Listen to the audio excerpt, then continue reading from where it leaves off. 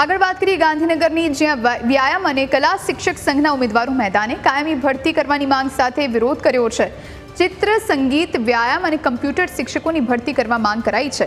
હાલમાં સીએમએ ભરતી માટે એક કમિટીની રચના કરી છે। 10 સભ્યોની કમિટીની રચના કરવામાં આવી છે।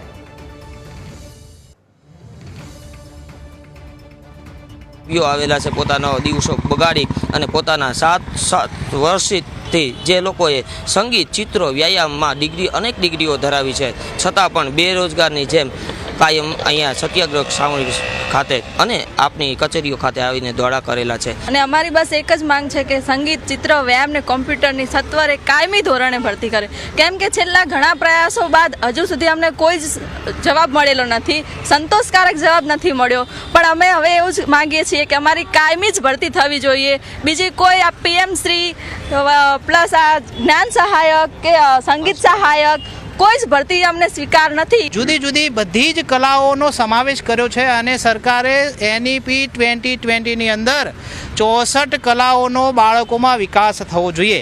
તો આ બધી જ કલાઓનો વિકાસ ક્યારે થશે? જો શાળાની અંદર શિક્ષકની ભરતી જ નહીં હોય, શિક્ષકો જ નહીં હોય, તો કેવી રીતે સરકાર એ બાળકોને સારું શિક્ષણ આપી શકશે? તો ગુજરાતમાં માની લો કે વ્યાયામ, ચિત્ર, સંગીતના શિક્ષકોની જરૂર નથી, તો આ પીએમ શ્રી યોજના શા માટે? બરાબર, પ્રવાસી યોજના શા માટે? ખેલ સહાયકની યોજના શા માટે? બરાબર, ખેલકુંભ, કલાકુંભ, કલા ઉત્સવો આ બધા કરવાના તાઇફા શા માટે?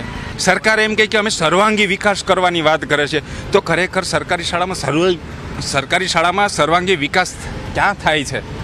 આજે એમ કે સંખ્યા મેકમ તૂટે છે, મેકમ શા માટે તૂટે છે? તમે સારું શિક્ષણ નથી આપતા એટલે મેકમ તૂટવાનું કારણ આ છે। બીજી વસ્તુ કે તમારે ભરતી નથી કરવી એટલે એ ભરતી ન કરે તો સરકારી શાળામાં છોકરા ન ભણાવે। આ એક એવી મીઠું ઝેર છે કે ઓલી કહેવત છે ગુજરાતીમાં કે ભાઈ લાકડી પણ તૂટે નહીં ને સાપે મરી જાય।